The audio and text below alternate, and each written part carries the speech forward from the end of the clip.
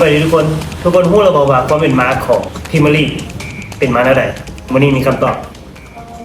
พรีเมียร์ลีกมีชื่อตั้งทำอิฐแมน English Football First Division ก่อตั้งขึ้นในปี 1888 ซึ่งปีนั้นแมน Preston North End ที่ได้แชมป์จนมาถึงปี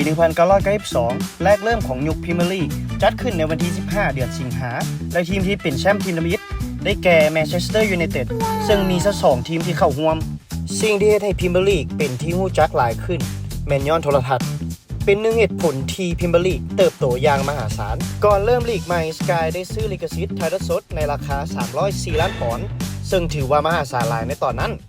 และในปีนี้ประเทศลาวเฮาก็สามารถเบิ่งพรีเมียร์ลีกได้แล้วผ่านทาง Monomax ซึ่งคนลาวเฮาสามารถสมัครได้ทุกเครือข่ายผ่านทางแอป M-Money X ซึ่งมีวิธีสมัครก็แสนง่ายดายเพียงทางดาวน์โหลดแอป M-Money X แล้วเฮ็ดตามที่เฮาเฮ็ดได้เลย